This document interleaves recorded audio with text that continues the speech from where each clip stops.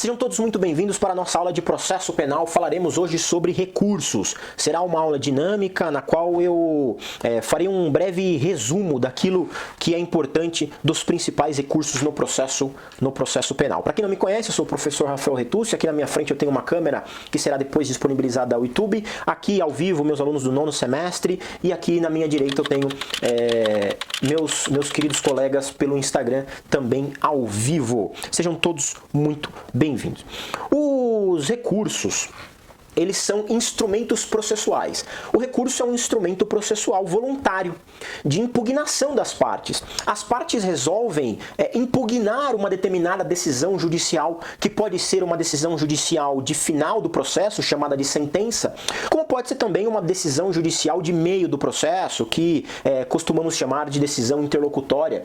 Pode ser então uma decisão interlocutória de meio de processo, lembra? Decisão interlocutória mista, decisão interlocutória simples, decisão interlocutória mista, terminativa e não terminativa, como também pode ser uma decisão de final de processo, de mérito, que absolve ou condena o acusado, ou então extingue a punibilidade do acusado. Pode ser uma decisão de mérito, pode ser uma decisão interlocutória, pouco importa.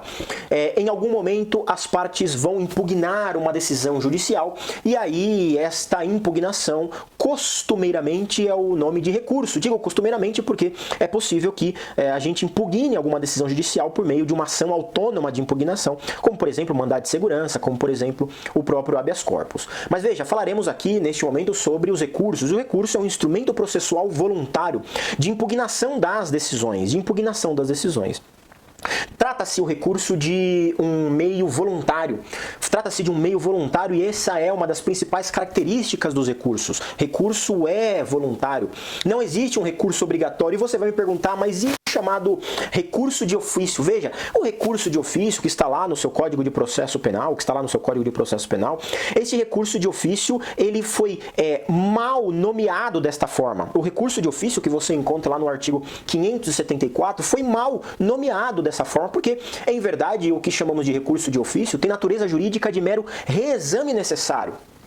Chamamos recurso de ofício porque é assim que a doutrina sempre nomeou, mas veja, recurso mesmo é aquele instrumento processual de impugnação que é voluntário. Então uma das características do recurso é a voluntariedade.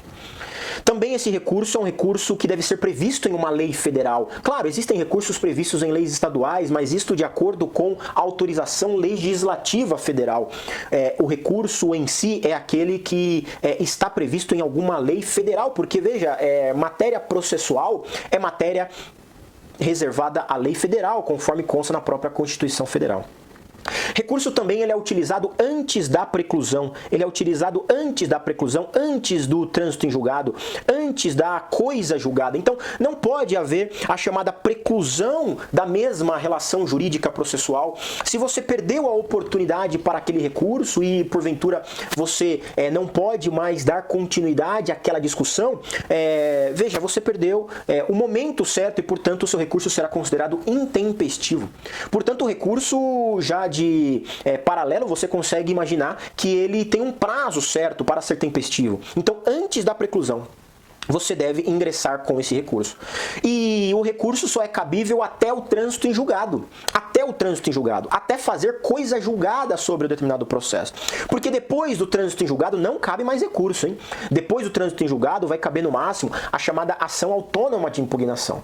Então veja que o recurso ele vai até o momento em que você ainda tem oportunidade de discutir a mesma relação jurídica processual. E qual é a fundamentação, qual que é a finalidade? Qual que é a finalidade do recurso?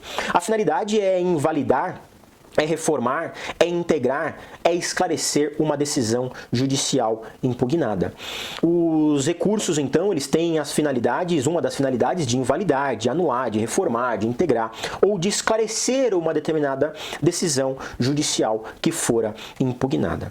São características do recurso, portanto, com base neste conceito que eu acabei de passar para vocês, são características a voluntariedade, a previsão legal. Previsão legal é outra característica. E também a anterioridade, a preclusão ou a coisa julgada. A anterioridade, a preclusão ou a coisa julgada.